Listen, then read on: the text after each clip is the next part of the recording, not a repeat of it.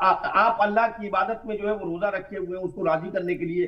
हमारा भी कॉन्सेप्ट ये है कि आपकी खिदमत हम करेंगे, आपको राजी कर लेंगे तो अल्लाह राजी होगा। यानी कि बंदे की खिदमत की जरा के जरिए से कुर्ब इलाही हासिल करने का जो कॉन्सेप्ट है वो बहुत स्ट्रांग है।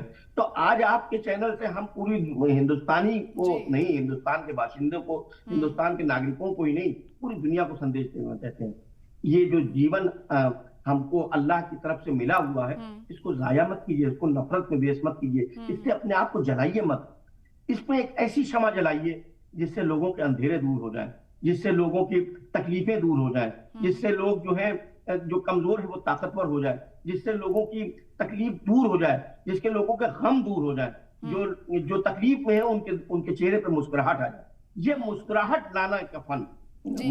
जो अभी जो काम फिलहाल कुछ लोग कर रहे हैं कि लोगों को दुख देने की कोशिश कर रहे हैं, हर्ट कर रहे हैं सेंटिमेंट्स को, मुझे लगता ये है कि ये एक अलग रेडिएशन चल रहा है। ये जो रेडिएशन गरीब नवाज का है, ये है कि सबको माफ करो और सबको एक साथ लो।